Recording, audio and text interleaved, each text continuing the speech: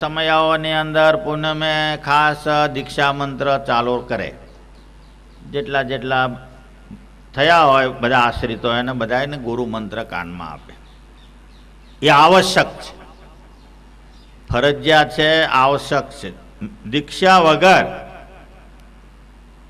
માણસ ફળશ્રુતિ ન પામે, એટલું બધું એનું મહત્વ છે. દીક્ષા છે ને, આજે સંસારની અંદર પણ પતિ પત્ની દીક્ષા લે છે. દીક્ષા લીધા પછી જ એનો વ્યવહાર ચાલુ થાય. એમ દીક્ષા છે એ બહુ મોટી વાત છે. દીક્ષા લીધી એની સાબિતીને માટે લોકોને હગાવાલાને બધાને ભેગા કરે, 2,000-5,000 ને જમાડે. કેમ જમાડે? કે ભાઈ અમે સંસારમાં હવે દાખલ થઈએ છીએ, એમ એની જાણ માટે. એના માટે ખર્ચો કરવો પડે, એડવર્ટાઇઝ માટે. બીજું શું ભેગું કરીને કરવાનું? મોઢા જોવાના છે. એટલા માટે જ એ દીક્ષા છે, સંસારની દીક્ષા લીધા પછી સંસાર થાય.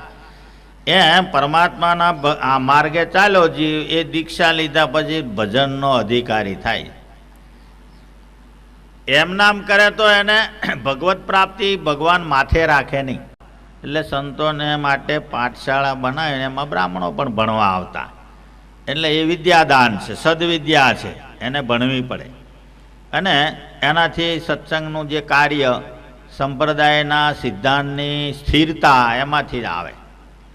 જાણતા ના હોય તો અવળું બવળું આગું પાછું આમ તેમ. કારણ કે આપણે ત્યાં કેટલુંક વાતો ઉપર ચાલ્યું. અભણ માણસો હોય ને, એટલે હવે એ અભણ માણસો હોય એને બીજી મર્યાદા ના હોય, એ એની રીતે બોલે. એમ હવે એની રીતે બોલતા હોય, એમાં ક્યાંય અપરાધ થાય છે, કોઈ દેવનો કે શું ફલાણું ઢીકાણું કાં ખોટું છે, ખાતું છે, કેટલાકને સારું પણ લાગે. એમ એટલે એક પ્રથા ઊભી થઈ જાય. સિદ્ધાંતનો ખ્યાલ ઓછો રહે. સિદ્ધાંતો જોઈએ જોઈએ જોઈએ. આટલી મોટી મહેનત મહારાજે કેમ કરી? આ પોતાનો વાસ્તવિક મત સ્થાપન કર્યો.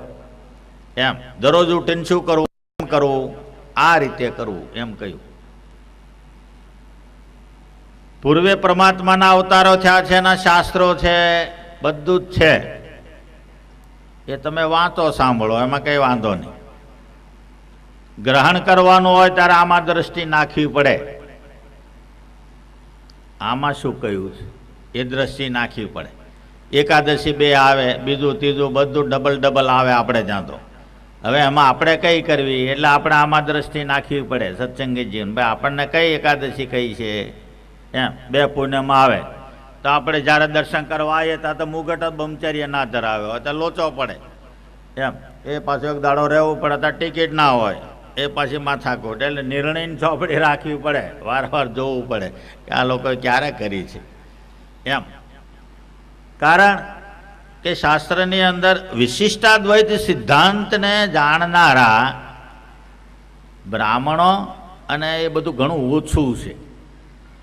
કારણ કે પહેલાં તો શું છે, નાસ્તિક મત બહુ વધી ગયો.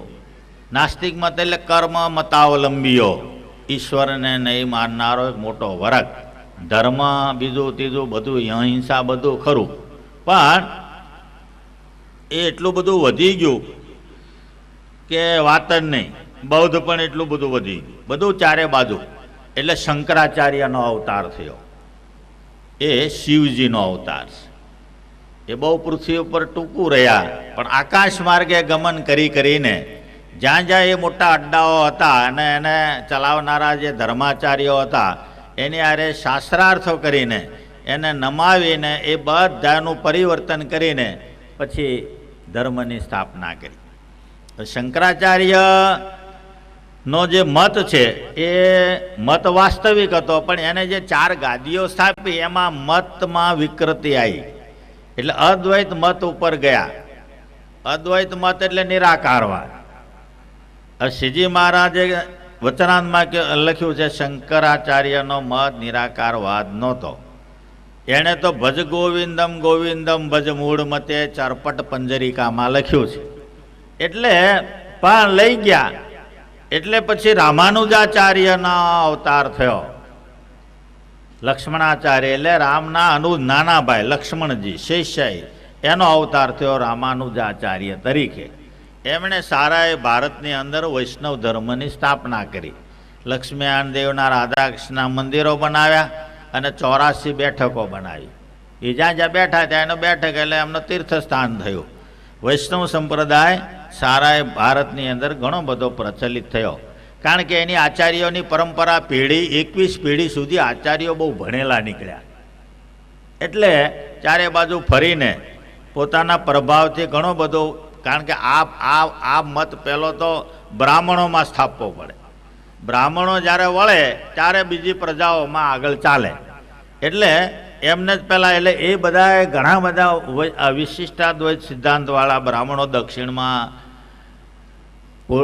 પૂર્વમાં, એ બધે બંગાળાદિક દેશોમાં પુષ્કળ વૈષ્ણવો છે. અંધશ્રદ્ધાઓ મૂળમાંથી નથી જતી એટલે રહી જાય છે. કેટલાક આપણા જોબન પગીની મેળીએ નાળિયેર મૂકવા જાય છે, બાધાર. જોબન પગીની મેળીએ બાધા રાખવાની છે એમ. અક્કલ વગરનાનો સમાગમ કરે એટલે અક્કલ હોય તે જાય. કોઈને પૂછવાનું ઘાંચવાનું છે. આપણા લોકોએ ગણાય કેટલાય દરગાહે જાય છે દીવો કરવા. શું છે ત્યાં તમારે દીવો કરીને?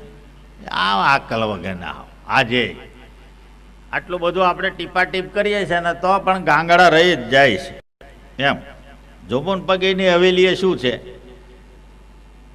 મારા લીમડે બેઠા, મારા ગમે હજારો ઠેકાણે બેઠા છે, બધે ક્યાં પગે બાધા કરવા જવાનું, ત્યાં બધે નાળિયેર લઈને એમ.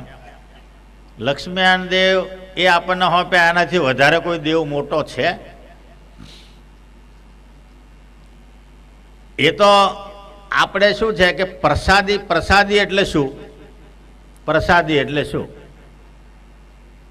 લીમડો પ્રસાદીનો છે. પ્રસાદી એટલે શું એમ? લીમડો તો એમ ના હોય, બિચારો કષ્ટ ભોગવે છે. મહારાજ બેઠા બરાબર છે, બસ. પછી બીજું શું? મહારાજે શું કહ્યું છે? આ લીમડાને પગે લાગજો એવું કહ્યું છે તો આપણે બરાબર છે. આની માધા રાખજો એમ કહ્યું હોય તો બરાબર છે. એણે કહ્યું નથી ને આપણે ડાપણ કરવા માંડવાનું. એણે શું કહ્યું કે પછી બધું કરી મૂર્તિમાં જોડાવ. વળતા લાઈન શું કરવાનું?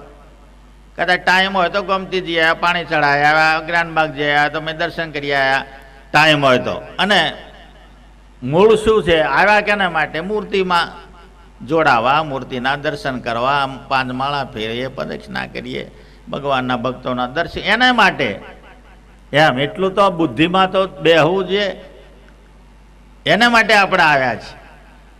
ગયા તો ગયા, ના ગયા તોય પણ એનો કોઈ દોષ છે? લખ્યું છે ક્યાંય કે ગોમતીજી તો તમે નહીં જાઓ તો તમને આમ થશે? લખ્યું છે ક્યાંય એમ? આપણે જોડાવાનું છે પુરુષોત્તમ નારાયણમાં, મૂર્તિમાં, હરિકૃષ્ણ મહારાજ એમ. એટલે બધી વસ્તુનો લોપ કરવો પડે. ઘરનો, બહાર, બીજા છોકરા છૈયા, લીમડા કે તળાવ કે ગોમતી હોય, ગમે તે હોય, બધાનો લોપ જ કરવો પડે પરમાત્મા સિવાય એમ. એ બધી વસ્તુઓ થોડી ત્યાં આગળ આવીને તમને સાક્ષી પૂરવાનું. એ કશું, એ તો એક તમને સ્મૃતિ થાય કે મહારાજે અહીં સભા કરી હતી, મહારાજે અહીંયા આ રીતે કર્યું હતું, સ્મરણ. આ કેમ કહ્યું મહારાજે? ભાઈ ઉત્સવ સમયે અમે કરીએ છીએ, તમને યાદ આવે તો મૂર્તિ યાદ આવે, મૂર્તિ યાદ આવે તમારું સારું થાય એમ. એટલા માટે એમ એ સ્ટડી કહેવાય. ત્યાં જઈને જો તમે વાંદરાની પાસે મહારાજે માળા ફેરવી, એ છત્રી પાસે જઈને પળોટી વાળીને બેહીને એ સભાનું તમે મનન કરો તો કંઈક તમને જીવમાં શાંતિ થાય કે ભાઈ મહારાજે આવી સભા ભરી હતી. કારણ કે હવે ફોટા બહુ થઈ ગયા છે ને, એટલે. પણ એમ નામ જ ઉડ કરો, નકામી વસ્તુ ઊભી કરો, એ શાસ્ત્ર ના પાડે. અંધશ્રદ્ધા છે, ડાપણ કરવું જ નહીં કોઈ દાડો એમ. કોઈ જતું હોય તો આપણે શું કામ છે? એટલે કથા વાર્તા બહુ વ્યવસ્થિત, મર્યાદિત સત્પુરુષ થકી સાંભળવાનું શાસ્ત્ર કહે છે. ભગવાનના એકાંતિક ભક્ત થકી સાંભળવાનું. જેને એને પાવર આપ્યો છે એનાથી કથા સંભળાય. પાવર વગેરેના જે તે આવે બધાએ મંડી પડે, એમાં તમે ચૂપ થઈ જાઓ, બીજું કંઈ નહીં. વૃત્તિ ખરાબ થઈ જાય, ખલાસ થઈ જાય. મહારાજ ના પાડે છે.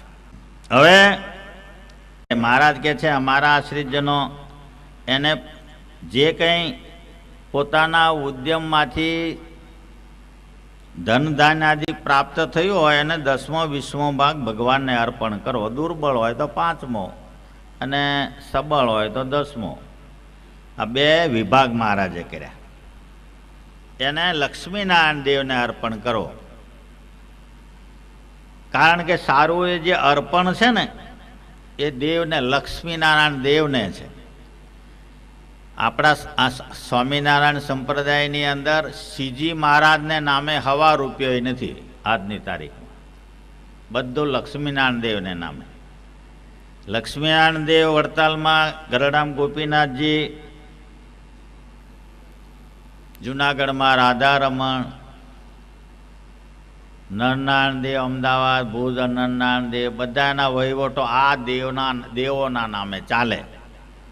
અને મંદિર સ્વામિનારાયણનું, સાધુ સ્વામિનારાયણના, ભજન સ્વામિનારાયણનું, અને આ દેવોના નામે બધા વહીવટો ચાલે. એટલે કાંઈ પણ વ્યવહારિક વસ્તુ આવે એ બધું દેવની સાથે, અને આત્માનું કંઈ આવે એ મહારાજ સાથે.